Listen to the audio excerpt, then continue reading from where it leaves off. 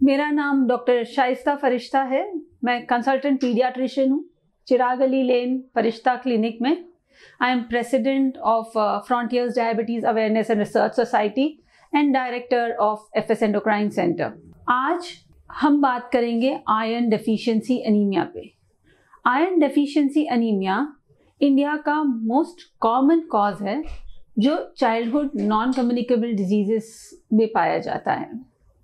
हम आज इस बारे में इसलिए बात करेंगे क्योंकि वो day to day child growth में आपको डिफरेंसेस आते हैं, डिलेड ग्रोथ होता है उसमें।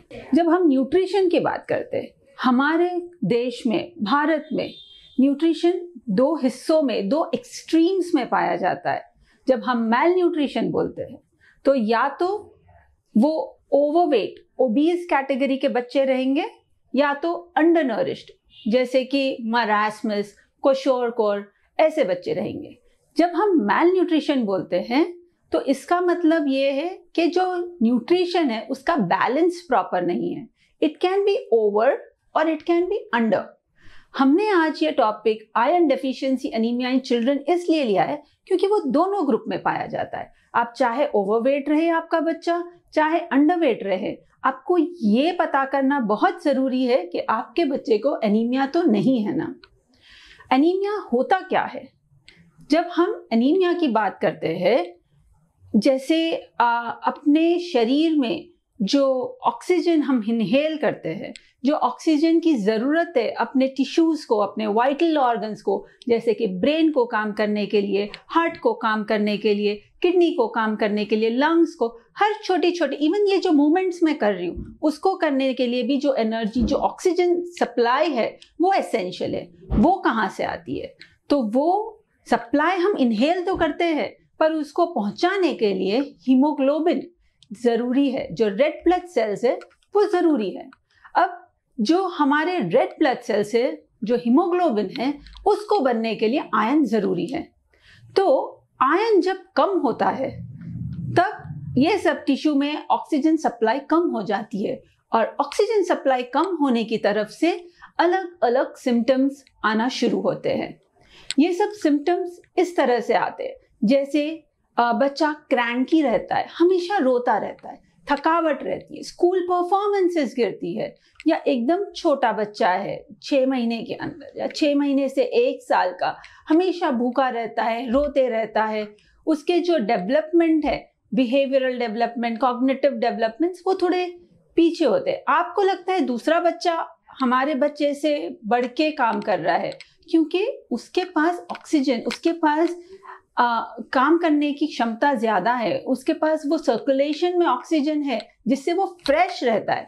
पर जिस बच्चे के शरीर में हीमोग्लोबिन कम, आयरन कम होगा, जिसका हीमोग्लोबिन लोअर साइड पे रहेगा, उनमें वो फ्रेशनेस नहीं रहेगी। So what will be the symptoms of anaemia? बच्चा विल बी लेथार्जिक, एकदम ही सुस्त पड़ा रहेगा, थका हुआ रहेगा, उसको धीरे धीरे बॉडी पेन्स होते रहेंगे, मेमोरी, स्कूल परफॉर्मेंसेस, ये सब कम होगा। उसके आपको लगेगा वो किसी से बात करने में इंटरेस्टेड नहीं है। तो ये सब चीज़ें बच्चों में, छोटी छोटी बारीक चीज़ें, हेयर फॉल, पतले हेयर होना, स्किन पेल हो जाना, फीका लगना बच्चा, ये सब चीज़ें बच्चों में बहुत कॉमन पाई जाती है। ये सब सिम्टम्स हैं। जब हम साइंस की बात करते हैं तो आप अपने डॉक्टर के पास जब जाके कंप्लेन करते हैं कि हमारा बच्चा एक्टिव नहीं है, सुस्त है, पूरा दिन काउच पोटैटो बन के खाली टीवी देखता रहता है, सिर्फ फोन में इंटरेस्टेड है, तो पहला चीज जो डॉक्टर बोलेंगे वो है, बोलेंगे सीबीपी कराओ। सीबीपी में हीमोग्लोबिन चेक करेंगे और वो आएगा थोड़ा कम। ठीक है, तो उसको करना, उसको ट्रीट करना, उसको रेक्टिफाई करना बहुत जरूरी है। जब अनीमिया के स्टेजेस रहते हैं, जैसे कि mild, anything about 12 is normal, 12 से नीचे जाएंगे उसमें माइल्ड, मॉडरेट, सीवियर कैटेगरीज रहती है। और मैं आपको डीपली समझाऊं अनीमिया क्या है, क्या फर्क आता है। समझो एक कुआं है और एक खेत है। अब आपके पास कैरियर्स है, आपके पास 10 कैरियर्स है, वो कुएं में से पानी लेके जाके खेत में देना है। अगर आपके पास जब आप 10 कैरियर से लेके जा रहे, पानी दे रहे वो खेत को, खेत हरा भरा है, फ्रेश है, उसमें उसके ग्रेन्स आ रहे हैं, अच्छा फर्टाइल है, सब हो रहा है।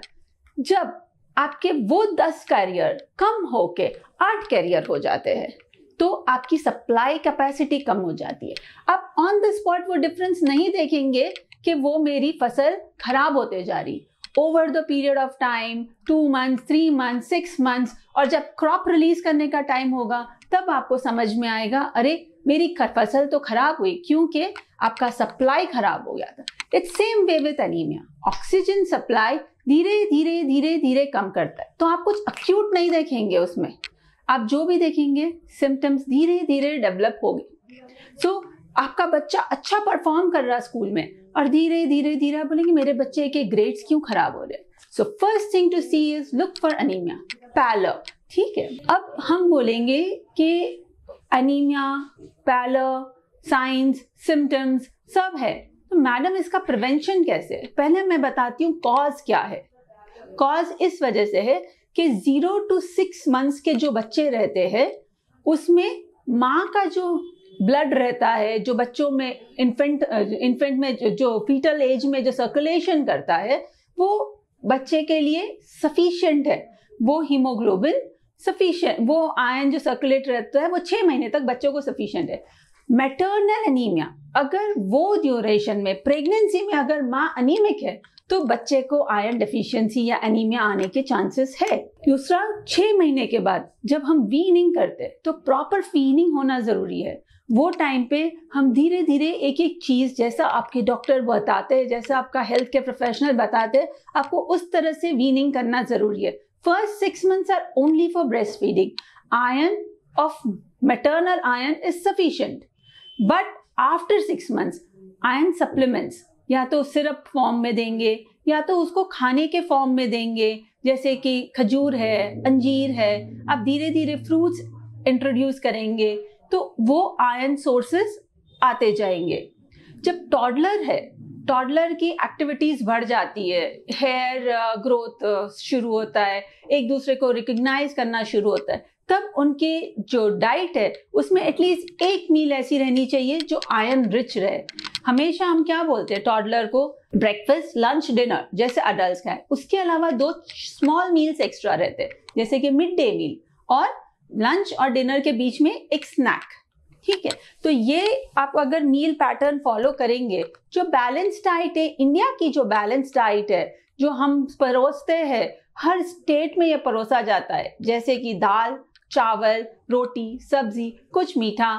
तो ये जो हमारा जो इंडिया का जो परोसने का सिस्टम है वो कंप्लीट न्यूट्रिशन अवेल करता है। जैसे कि विंटर आया तो बाजरा खा लो, जब समर आया तो ज्वार खा लो, तो ये सब चीजें अपने न्यूट्रिशन में आती है, जो अब्जॉर्प्शन।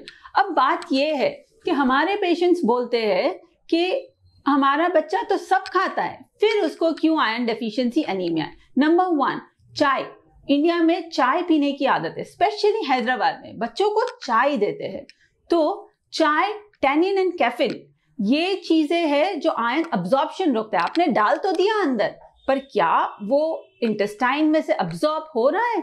नहीं, क्योंकि टैनिन और कैफीन ये हैम्पर करता है आयरन अब्जॉर्प्शन को। आप बोलते हैं मैडम बच्चों को आयरन का सिरप मत दीजिए, बच्चों को आप दीजिए कुछ दूध में मिलाने का पाउडर जिससे आयरन आ जाए। वो पॉसिबल नहीं है, क्योंकि दूध में रहता है कैल्शियम, और हम अगर आयरन सिरप देंगे, अगर आप आयरन सिरप दूध के साथ, तो जो दूध का कैल्शियम है वो ड्रेनेज में जाएगा, calcium iron, because calcium also hampers absorption of iron. तो दोनों भी आप ऊपर से डालेंगे और सीधा ड्रेनेज में जाएगा वो। So that is also not recommended.